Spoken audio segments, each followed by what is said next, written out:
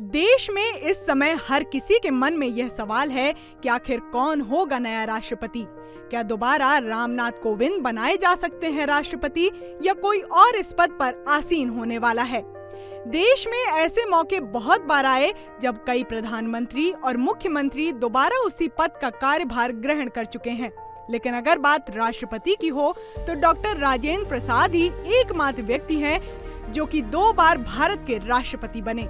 इसके अलावा वीवी गिरी के नाम भारत का 2 बार कार्यवाहक राष्ट्रपति बनने का रिकॉर्ड है।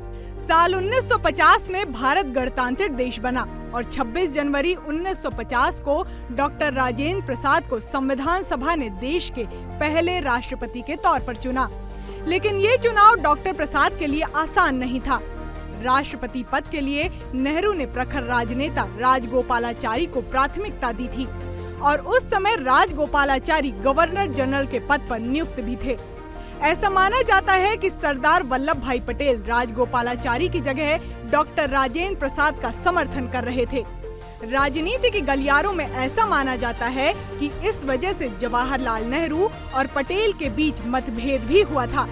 कई राजनीतिक विश्लेषक मानते हैं कि इसी वजह से सरदार वल्लभ भाई पटेल ने राजगोपालाचारी को आधा मुस्लिम और पंडित नेहरू को कांग्रेस का एकमात्र राष्ट्रवादी मुस्लिम तक कह दिया था। कहा जाता है कि राजेंद्र प्रसाद ने 1951 में हिंदू कोड बिल पर जवाहरलाल नेहरू के विपरीत अपनी बात रखी थी। शायद ये वजह इतनी भारी पड़ी कि पंडित नेहरू और राजेंद्र प्रसाद के बीच मनभेद की खबरें भी आम होने लगी। इन्हीं कारणों से यह भी माना जाता है कि नेहरू ने डॉक्टर प्रसाद का काफी विरोध किया था। उधर माना जाता है कि सरदार वल्लभ भाई पटेल राजगोपालाचारी के नाम का विरोध इसलिए भी कर रहे थे क्योंकि राजगोपालाचारी ने भारत छोड़ो आंदोलन का विरोध किया था। सन 1951-52 के आम चुनाव के बाद राष्ट्रपति का बाकायदा चुनाव हुआ। इस चुनाव में कुल 6,05,386 वोट डाले गए थे, जिसमें राजेंद्र प्रसाद ने 5,07,400 वोट हासिल किए। वहीं उनके बाद सबसे ज्यादा वोट हासिल करने वाले उनके विपक्षी केटी शाह को 92,827 वोट मिले। इस चुनाव का सबसे दिलचस्प पहलू था कांग्रेस के 65 सांसदों और 479 विधायकों का वोट ही नहीं डालना। इसकी वजह बाद में बताई गई कि राजेंद्र प्रसाद की जीत निश्चित मानी जा रही थी, इसलिए कई लोगों ने वोट नहीं डाला।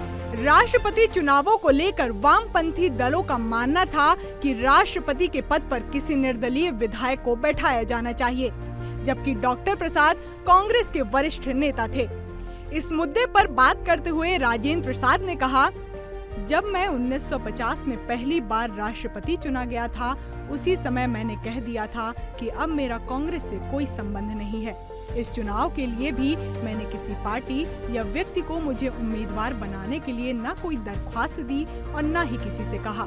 लिहाजा राष्ट्रपति चुनावों में उम्मीदवार को किसी पार्टी विशेष से जोड़कर नहीं देखा जाना चाहिए।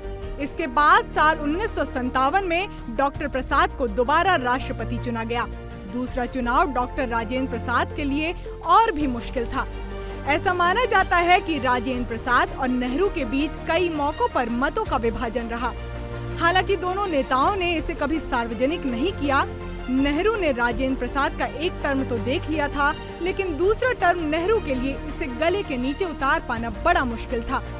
उन्होंने राष्ट्रपति पद के लिए डॉक्टर राधाकृष्णन का नाम प्रस्तावित किया था, लेकिन इस बार अबुल कलाम आजाद और गोविंद वल्लभ पंत ने डॉक्टर प्रसाद की उम्मीदवारी पर अपनी सहमति जताई। 1957 के चुनाव में डॉक्टर राजेंद्र प्रसाद को 4,59,698 वोट मिले। वहीं उनके करीबी दावेदार चौधरी हरिराम को 2,672 वोट मिले। कांग्रेस के पूर्व अध्यक्ष पट्टाभी सीतारमैया ने अपनी किताब कांग्रेस का इतिहास में लिखा है कि जवाहरलाल नेहरू राजगोपालाचारी को राष्ट्रपति बनवाना चाहते थे, लेकिन 1957 में जब डॉक्टर राधाकृष्णन ने देखा कि उनके बदले डॉक्टर प्रसाद को राष्ट्रपति पद का उम्मीदवार बनाया जा रहा है, तो उन्होंने उपराष्ट्रपति पद से इस्तीफा दे देने की पेशकश की।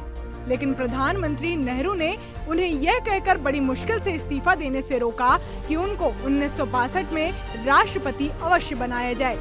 अब इसे किस्मत कहे या विधि का विधान, 1962 में डॉक्टर राधाकृष्णन आसानी से राष्ट्रपति का चुनाव जीत गए। 13 मई 1962 को डॉक्टर राजेंद्र प्रसाद का दूसरा राष्ट्रपति कार्यकाल पूरा हुआ।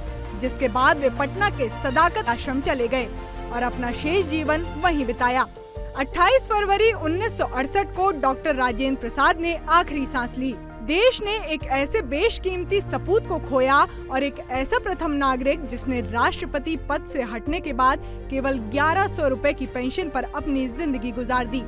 एक ऐसा राष्ट्रपति जिन्होंने भारत चीन युद्ध के समय अपनी पत्नी के गहनों तक को भारत के खजाने में दान कर सर्वोच्च नागरिक होने का धर्म निभाया।